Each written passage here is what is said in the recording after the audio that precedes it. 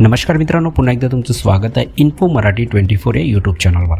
मित्रांनो, EPFOचा नवा निर्णय आलेला आहे, त्याबद्दल एक अत्यंत महत्त्वाची बातमी आलेली आहे। बातमी आहे EPFOचा नवा निर्णय, प्रायव्हेट कर्मचाऱ्यांना मिळणार अधिक पेन्शन। जाणून घ्या कसा होईल बदल। मित्रांनो, नेमकं काय आहे या बातमीमध्ये आपण नक्की बघूया, पण त्याआधी जर तुम्ही आपल्या चॅनलवर नवीन असाल तर चॅनलला सबस्क्राइब करून बाजूला दिलेल्या बेल आयकॉनला नक्की क्लिक करा। व्हिडिओ जर कामाचा आणि महत्त्वाचा वाटला तर व्हिडिओला लाईक करून आपल्या मित्रपरिवारासोबत नक्की शेअर करा। आणि हो मित्रांनो, व्हिडिओला शेवटपर्यंत नक्की बघा, जेणेकरून तुमच्याकडून कोणतीही माहिती सुटणार नाही। मित्रांनो, भारतामध्ये एम्प्लॉई प्रोव्हिडंट फंड ऑर्गनायझेशन म्हणजे EPFOने अलीकडेच एक मोठा निर्णय घेतला आहे, ज्यामुळे प्रायव्हेट सेक्टरमधील कर्मचाऱ्यांना जास्त पेन्शनचा लाभ मिळू शकतो। हा बदल एम्प्लॉईज पेन्शन स्कीम EPS 95 अंतर्गत करण्यात आला आहे। या निर्णयाचा मुख्य उद्देश कर्मचाऱ्यांची आर्थिक सुरक्षितता वाढवणे आणि वाढत्या महागाईचा प्रभाव कमी करणे हा आहे। या व्हिडिओमध्ये आपण हा नवीन निर्णय काय आहे, त्याचा कोणाला फायदा होईल आणि तो कसा लागू होईल याची सविस्तर माहिती घेणार आहोत।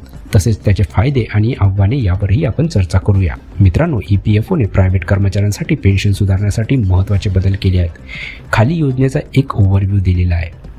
मित्रांनो, स्क्रीनवर तुम्हाला टेबल दिसत आहे, यामध्ये डिटेलमध्ये तुम्हाला संपूर्ण माहिती एका टेबलमध्ये दिलेली आहे। आपण एक एक करून या टेबलमधली माहिती बघूया। EPS 95 मधील नेमके बदल आणि नवीन नियम काय आहेत त्याबद्दल आपण बघूया। पहिला आहे वेतन मर्यादेत वाढ। मित्रांनो, EPFOने वेतनाची मर्यादा 15,000 रुपयावरून 21,000 रुपयेपर्यंत वाढवण्याचा प्रस्ताव दिला आहे। याचा अर्थ उच्च वेतन मिळवणारे कर्मचारीही आता योजनेचा लाभ घेऊ शकतील। दुसरा आहे किमान पेन्शन वाढवण्याचा प्रस्ताव। मित्रांनो, किमान पेन्शन 1,000 रुपयावरून 7,500 रुपये वाढवण्याची मागणी करण्यात आली आहे। हा प्रस्ताव अद्याप विचाराधीन असला तरी लागू झाल्यास लाखो पेन्शनधारकांना मोठा दिलासा मिळेल। तिसरा आहे योगदान मर्यादा काढून टाकली। मित्रांनो, आता कर्मचारी त्यांच्या वास्तविक पगाराच्या 12% पर्यंत EPFमध्ये योगदान करू शकतात। यापूर्वी ही मर्यादा 15,000 रुपयापर्यंत होती। चौथा आहे ATMद्वारे PF काढण्याची सुविधा। मित्रांनो, 2025 पासून EPFO सदस्य ATM कार्डच्या माध्यमातून PF फंडमधून पैसे काढू शकतील। ही सुविधा आपत्कालीन परिस्थितीत अत्यंत उपयुक्त ठरेल।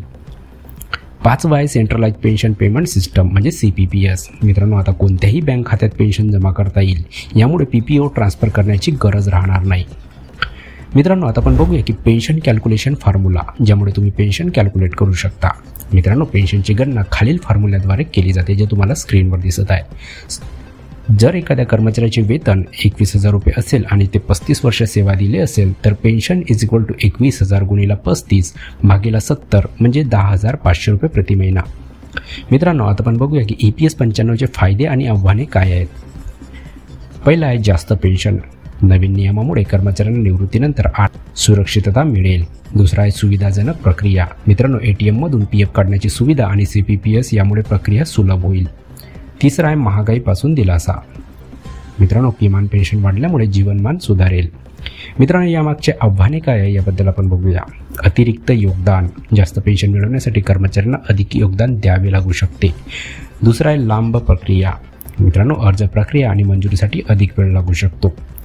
तिसरा आहे मर्यादित पात्रता। मित्रांनो, फक्त 2014 पूर्वी EPS 95 मध्ये सहभागी असलेले कर्मचारीच या योजनेसाठी पात्र ठरतील। मित्रांनो, या योजनेसाठी पात्रता आणि अर्ज प्रक्रिया काय आहे याबद्दल आपण थोडंसं बघूया। मित्रांनो, EPFO हायर पेन्शन स्कीम यासाठी पात्रता आणि अर्ज प्रक्रिया काय आहे याबद्दल आपण थोडंसं बघूया।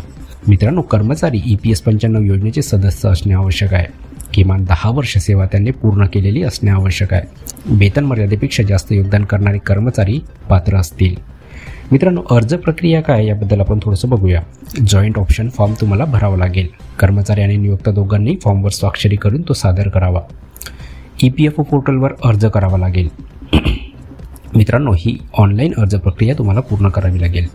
अतिरिक्त योगदान भरावे लागतील। आवश्यक असल्यास जास्त रक्कम भरावी। स्थिती तपासावी।